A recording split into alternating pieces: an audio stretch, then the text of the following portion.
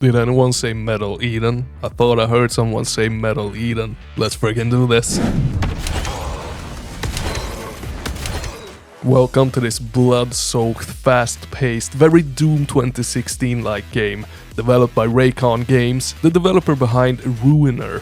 They delved into the first-person shooter genre, and holy shit macaronis, they nailed it. They nailed it. So the story of this game actually is surprisingly heavy. It's presented via cutscenes and tons of voice acting that goes on as we play the game. The exosuit that we're in, it talks to us. There's some other lady talking to us. The goal, however, is to save what is left of humanity inside of this hive. So we have to make it to the center of the hive, kill whatever it is that is controlling all the robotic, blood-filled things that is keeping all the humanity imprisoned pretty much. And the thing is this, if we die, we have the ability to transfer our consciousness into a new exosuit pretty much. Hey, it's a sci-fi game, okay? What I really liked about it though is the way that the cutscenes are made and presented to us. The loading screen is zero. It just switches to cutscene and gameplay instantly. And they are really well done. The voice acting is super, the audio is great, and how everything is presented visually, really nice. It both looks clean and then it has some artistic twists and nooks to it here and there to make it more sci-fi, more cyberpunk. It's just overall well done, and I got interested in them as I was looking at the cutscenes and listening to what the characters had to tell us.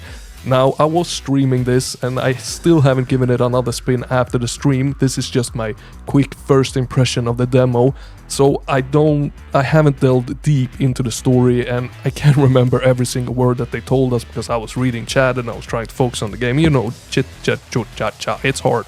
But the consensus is that I like the story and I like the way that it was presented. It never really feels like it interrupts the flow of the game. It feels like the cutscenes pushes us further, and then when we play, we have gotten a little bit further. We progressed as we watch the cutscene, and when they're talking to us, you can keep on moving, keep on pushing. It does never stop you. So it's done really well. As much as it hurts, the only way out is through. Oh yeah, baby. Oh yeah, baby. Now, the weapons. We got 3 weapons in this demo, and bloody hell. The first weapon that we get is a SMG that has an overheat function. You get infinite ammo with it, but it overheats extremely quick. Then we get a pistol that reminds me a lot of a revolver from Destiny. It is extremely satisfying popping heads with that gun. Oh my god, it is so satisfying. And then we got the mother flipping shotgun. Whoa, the shotgun. It doesn't look the best. I have seen better looking shotguns before, but it sounds and has a visual feedback like it's chef's kiss. It's so freaking good. And remember, this game is from a studio that is making their first ever first-person shooter. They haven't done this before. They're not veterans at first-person shooter games. And the guns, they nailed it. And it doesn't stop there, not even in the demo. All of these 3 guns that we get in the demo, they're upgradable. You collect this currency called dust. They're scattered throughout the arenas. They're like orange things that you just pick up. I didn't go full-blown exploration mode as I was playing the demo, but I'm pretty sure there's gonna be 1 or 2 hidden here and there. And some of the upgrades for the weapons require you to do challenges before you can actually purchase the upgrade. So if you want to upgrade the shotgun as an example, it requires you to kill 30 enemies with the shotgun before it unlocks the first upgrade for you. And the second spin that we did through the demo, I had 2 more enemies to kill with the shotgun before I could unlock the upgrade. And we didn't make it. So I haven't upgraded the shotgun yet. I don't know what the shotgun looks like. Went to 8 out of 30. 2 more. Come on, 2 more before you give me the last upgrade. No!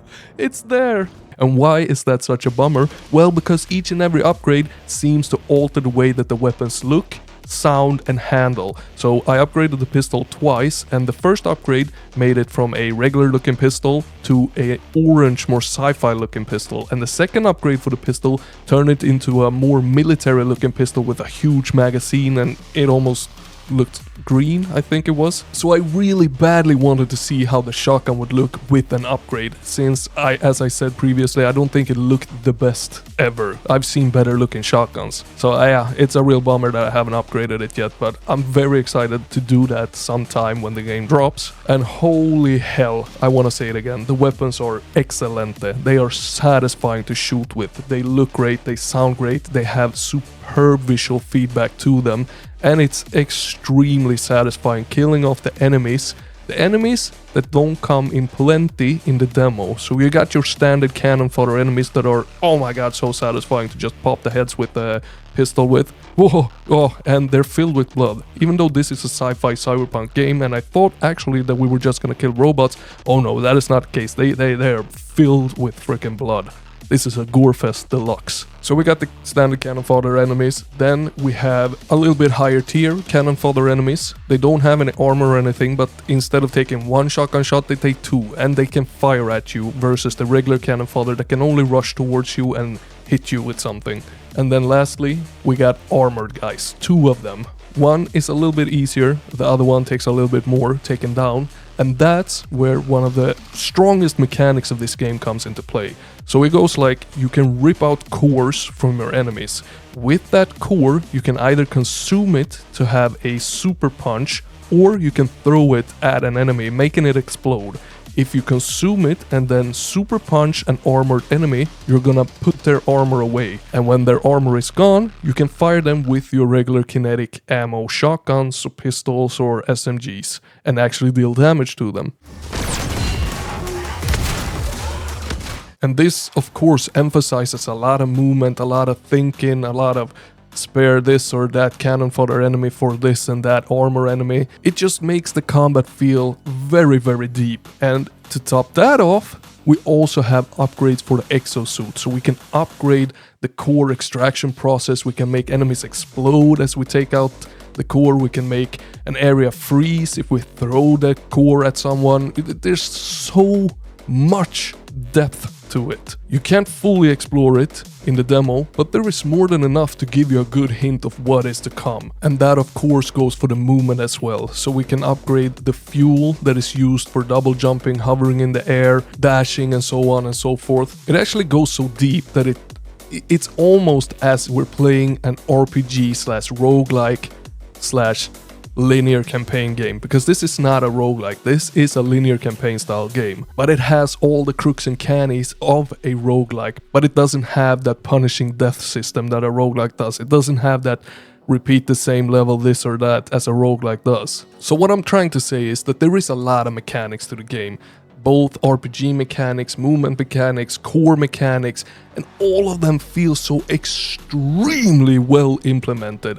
Everything feels well thought out, well executed, and the arenas are designed around them, around you going full-blown apeshit crazy with the game and its mechanics. We got the jump pads, we got the grappling hook, we got the wall running, we got everything in this game. I literally cannot think of a single thing that I would have liked the game to have that it doesn't have apart from a stomp, and I don't know if we might actually unlock a stomp later on in the game. I wouldn't be surprised if we do, but that is literally the only thing that I was missing in the demo. Now the atmosphere and graphics of the game, some said in the stream that it looked a bit generic with the sci-fi setting and all of that. I actually disagree with this. I think that it does have some elements of generic sci-fi in it, but it definitely has its own coat over it. It did not feel like I entered a sci-fi universe that I had been in before. Everything felt fresh, it felt new, it felt like it was done with love and passion and not just copying something that has already been done. And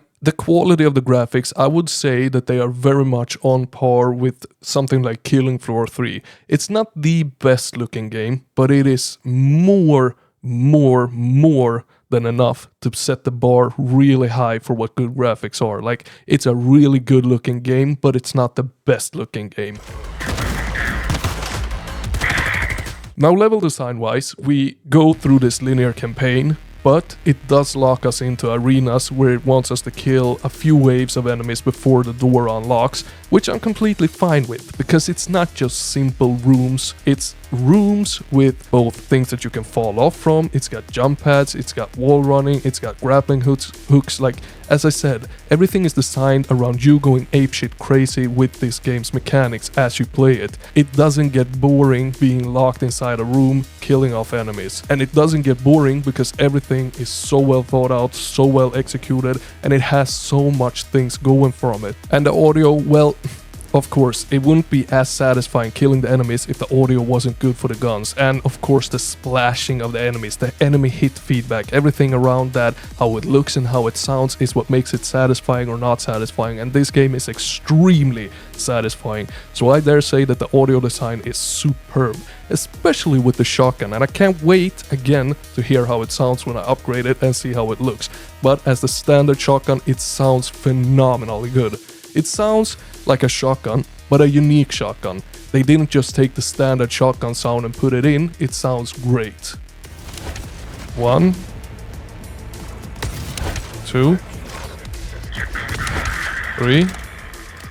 Now I don't know what the full price will be of this bad boy once it drops, but I do know that I will have a review copy for it once the time comes for that, so I will do a stream and I will do a review of the full game when that time comes next month. So keep an eye open for that, and this was just my first impressions of the demo. There's probably a million more things I could say, but what I want to get out is that this game freaking blew my expectations through the roof when it comes to the quality and the execution of it. It feels like Doom 2016, but fresh, new, and by a different type of developer. And there is no reason in bloody hell that you don't go and play this demo right freaking now. And remember to join the Discord, link down in the description. And most of all, remember that Papa Slim loves ya. Over and out.